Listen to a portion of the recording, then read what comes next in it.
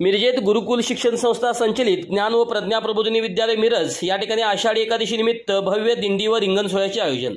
दिंडी सोहळा महात्मा बसवेश्वर पुतळा सिव्हिल हॉस्पिटल चौक मिरज येथून शिवतीर्थ मिरज या ठिकाणी संपन्न झाला। शिवतीर्थावर रिंगण सोहळ्याचे आयोजन करण्यात आले होते। या निमित्ताने शिवतीर्थावर भक्ती आणि शक्तीचा अनोखा संगम पाहायला मिळाला।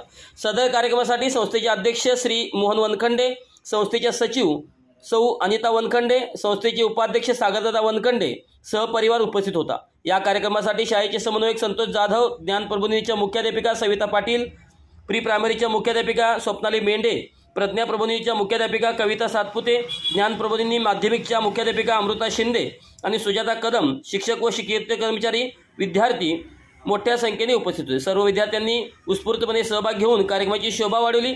टाळ्यांच्या गजरात व विठ्ठलाच्या हरनामात सर्व विद्यार्थ्यांनी सक्रिय सहभागी होऊन भक्तिमय वातावरण तयार केले। रिंगण सोहळ्यामध्ये सर्वांनी सहभाग घेऊन कार्यक्रमाची शोभा वाढवली। अतिशय भक्तिमय वातावरणात तसेच विठ्ठल रुक्मिणीच्या गजरामध्ये आषाढी एकादशीचा कार्यक्रम मोठ्या उत्साहात संपन्न झाला। आज आषाढी एकादशी निमित्त मिरज शहरामध्ये गुरुकुल शिक्षण संस्था संचलित ज्ञान प्रबोधिनी आणि प्रज्ञा प्रबोधिनी शाळा येथल्या बालगोपाळांनी दिंडीचं आयोजन केलं होतं।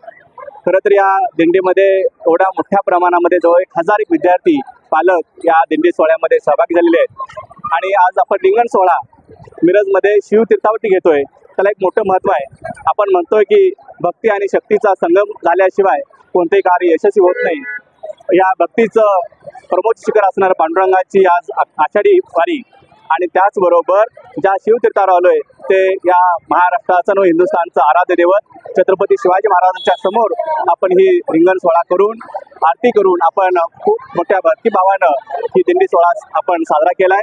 या दिंडी सोहळ्यामध्ये सहभाग झालेले माझ्या संत वेशातील बाल वारकरी असतील, बाल विद्यार्थी असतील, त्यांचा आणि पालकांचं मनापासून यांना मी यांचा आभार मानतोय की बालपणामध्ये जे संस्कार करायचे असतात ते संस्कार गुरुकुलच्या माध्यमातून आम्ही करण्याचा प्रयत्न करतो आणि तेवढ्याच प्रमाणात आमचे सर्व पालक, विद्यार्थी, शिक्षक आणि हितचिंतक यामध्ये आमच्यामध्ये सहभागी होतात। त्यामुळे मी पुन्हा एकदा आषाढी वारीनिमित्त या पांडुरंगांना मनोकामना अशी इच्छा व्यक्त करेन की सर्वांना सुखी, समाधानी आणि आरोग्यदायी जीवन दे, एवढीच या दिवशी मी पांडुरंगाच्या प्रार्थना करतो आणि आषाढी एकादशी सर्वांना मनपूर्वक शुभेच्छा देतो। धन्यवाद।